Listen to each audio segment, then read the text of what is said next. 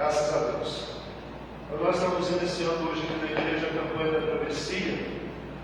E eu gostaria, irmãos, aqui para a gente iniciar a nossa palavra, aqui, a nossa meditação aqui nesta noite, e a gente lê primeiro aqui 2 Coríntios, no capítulo 5, no versículo 17.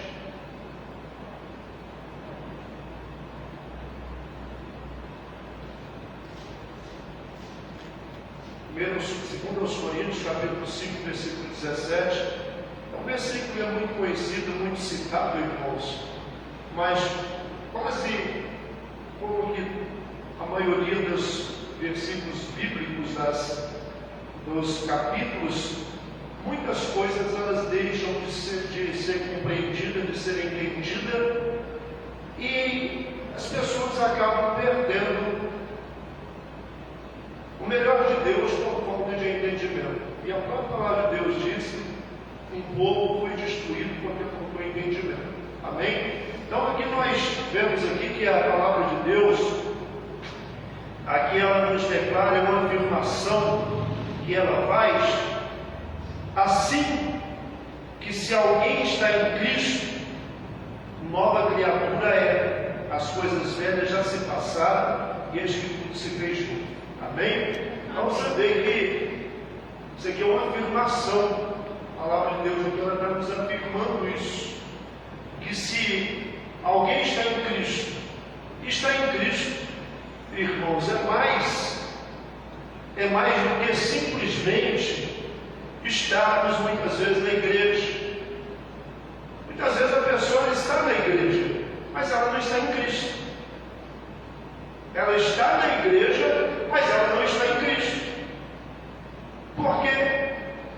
Ela está na igreja, mas ela não tem compromisso com a palavra de Deus.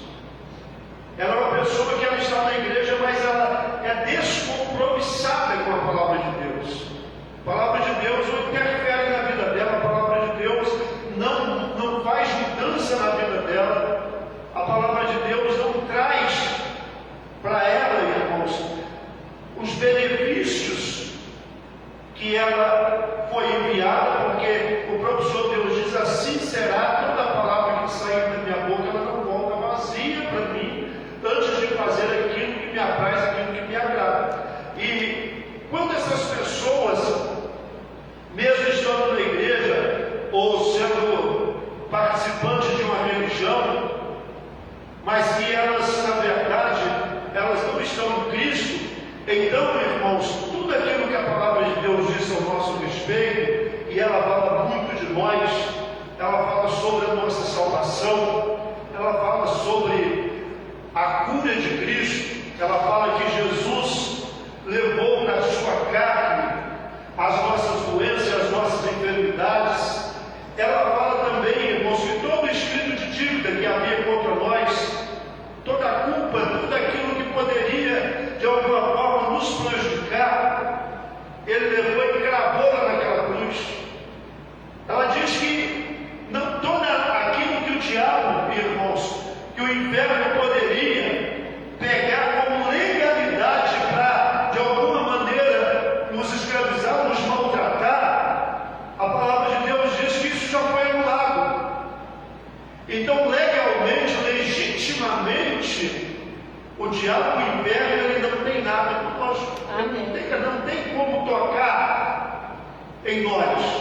Tanto é que a palavra de Deus diz lá em Pedro, irmãos, 1 de Pedro, que aquele que é nascido de Deus, ele não peca. E o que dele foi gerado, por ele foi gerado, não permanece no pecado. E o maligno não toca. Quem foi nascido de Deus? Jesus Cristo. O Senhor Jesus, ele foi nascido de Deus. Ele não pecou, o pecado não conseguiu tocar nele, ele não se envolveu com o pecado. Nós fomos gerados de Deus. Nós somos gerados por Deus. Nós somos geração de Deus. Então aquele que de Deus é nascido não peca. O que por nele é gerado não permanece no pecado. Não permanece. Então aquele que nasceu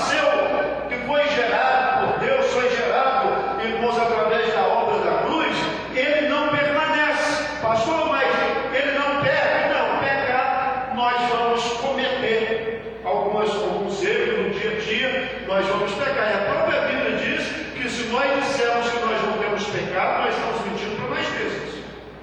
Todos nós pecamos, todos nós erramos, todos nós falamos muitas vezes coisas que não devemos falar, mas só que toda vez, irmãos, toda vez que alguém que é nascido de novo, toda vez que alguém que foi nascido, foi gerado por Deus, mesmo quando ele erra e ele é passível de erro, mas a Bíblia diz, irmãos, a palavra de Deus diz que o Senhor Jesus, quando ele ressuscitou, antes dele ascender, antes dele ir para o Pai, ele declarou e disse: eu vou para o meu Pai, mas eu não os deixarei, eu enviarei um outro Consolador.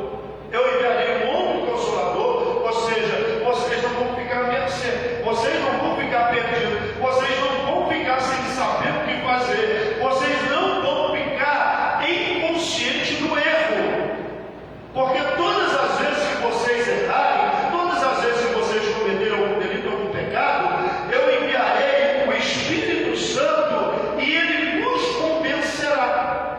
Ele vos convencerá que aquilo que você está fazendo, que aquilo que você está falando é pecado. E como alguém que é nascido de Deus, que agora é uma nova criatura, que tem comunhão com Deus, que tem vivência com Deus, que tem contato com Deus, então nós erramos, nós falhamos, mas naquele momento o Espírito Santo, o qual o Senhor Jesus disse: eu vou para o Pai, mas eu enviarei o outro Espírito, que ele vai estar no meio de vocês e ele vai vos convencer do pecado, do juízo e da justiça. Amém. Ele haverá de vos lembrar de tudo aquilo que eu vos falei, de tudo aquilo que eu vos disse. Amém. E é por isso que a palavra de Deus diz: e aquele que tem ouvido, ouça o que o Espírito diz à igreja.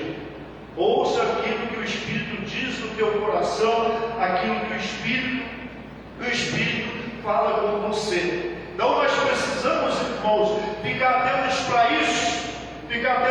isso, que nós não fomos, irmãos, simplesmente transferidos de um lugar para o outro.